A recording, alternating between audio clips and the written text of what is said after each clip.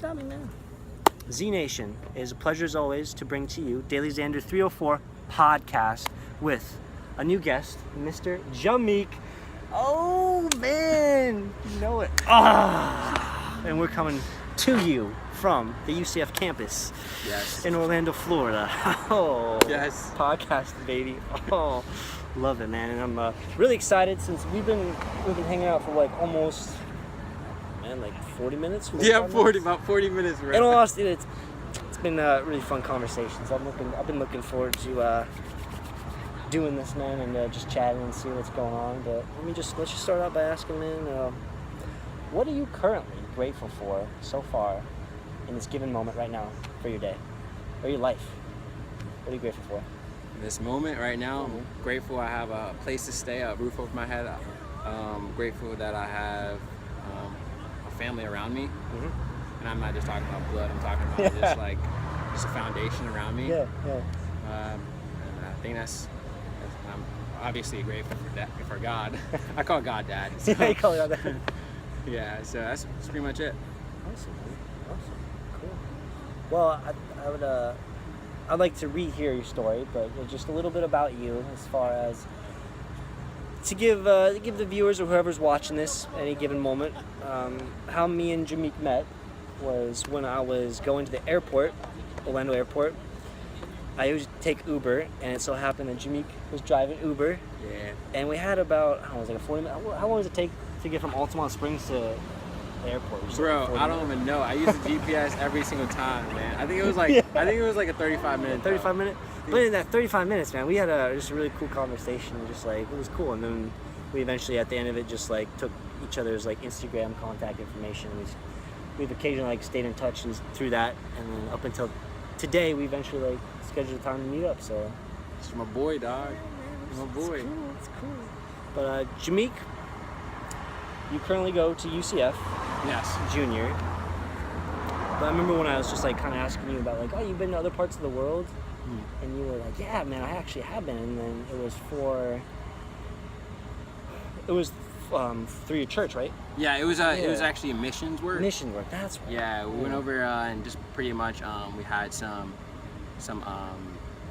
churches that we knew over there, some leaders, I should say, that basically had some seed that was sown on we have this guy named Suresh.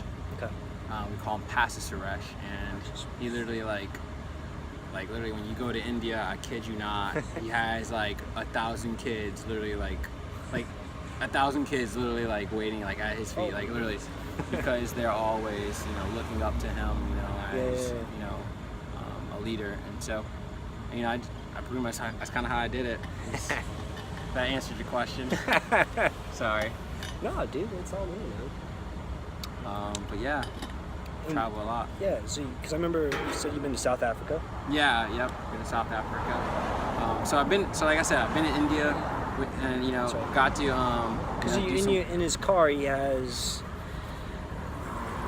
it's a small. Would it be a scarf? Is that from India? Yes, it's a scarf, but I forgot what you call it. You call it something with P. Something with P? Something with P. But what would you use it for? Oh yeah, so women usually use it for their heads and stuff like that, headdress, covers and stuff. Usually you usually see women wearing it, but whenever you have an American go over there, especially in the market, they try to sell it to anybody, literally. And so they were like, you can wear it like Lil Wayne, put it on your back pocket, yeah, put it on your do-rag, And it was yeah, it sounds cool.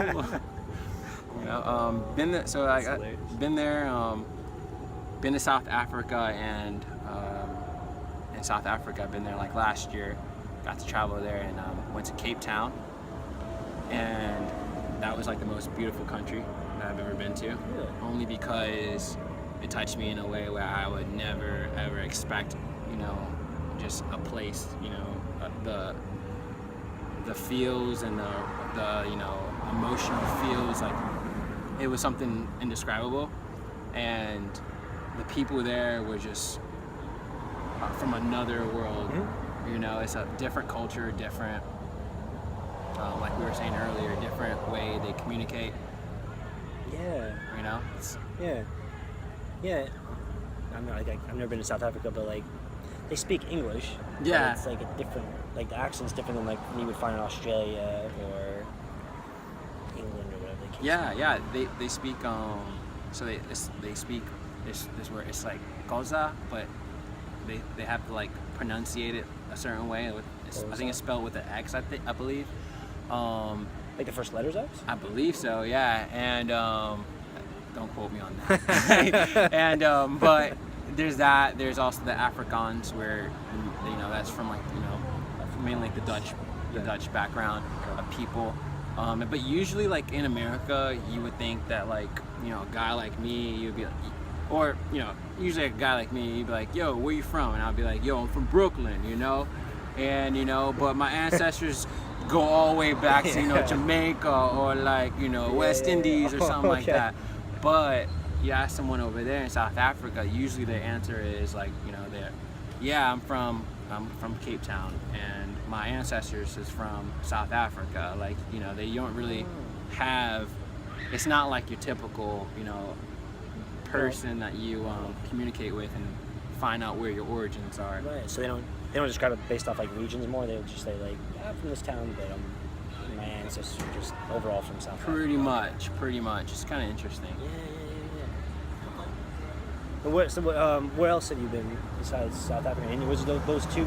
Wasn't there one more country you went to? I also been to Kenya.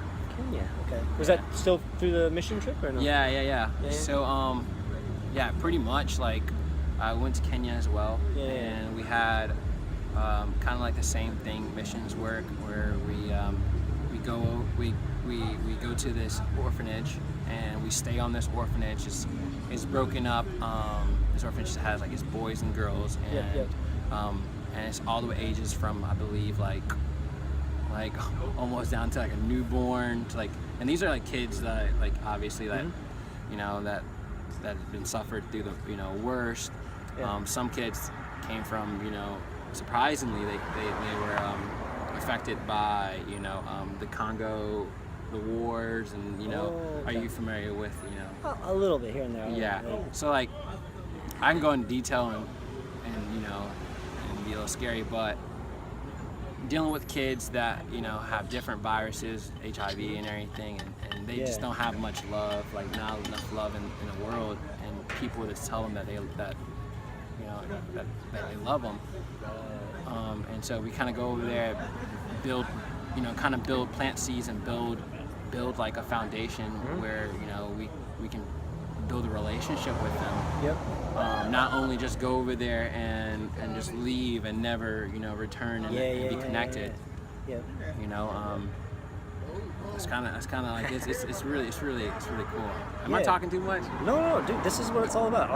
Okay. You just go with like think of it as we're just having like a normal conversation and like somebody's taking interest in like what you're saying and they just want to hear it. Like we can honestly talk about what makes a good conversationalist, and what makes a good conversationalist is being a good listener and just like being engaged and like good. Listening and such. Because like a lot of times people can be like this, like they feel like they're talking all the time.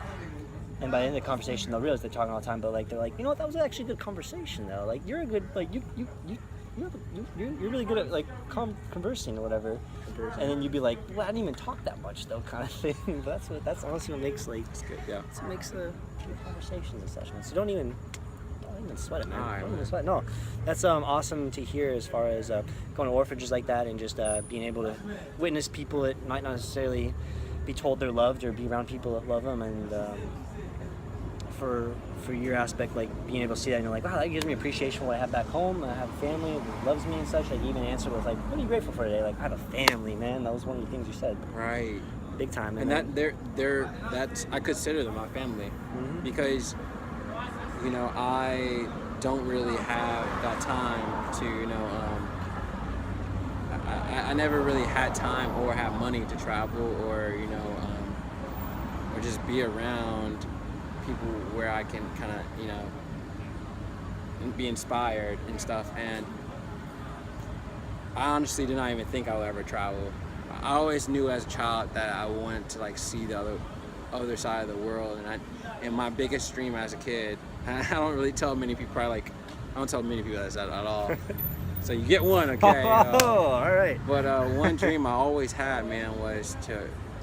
This does not make sense, but to be friends with everybody in the world. Oh, okay. Yeah. And I don't know what really what drove that like dream, but I can kind of see it today, where like that dream, it was bound to happen. It was bound to become alive because of the relationships I've made. Yeah. Let me know if this is a distraction too. Let me know if they're distracting. Dude, why do you... Okay. Let me know if they're distracting us. Let me know. I can be like, hey, we can be quiet down over there. Oh, we can always move over briefly or whatever. No, man, it's all part of the podcast. Actually, let's pause real quick. We'll pick up real quick.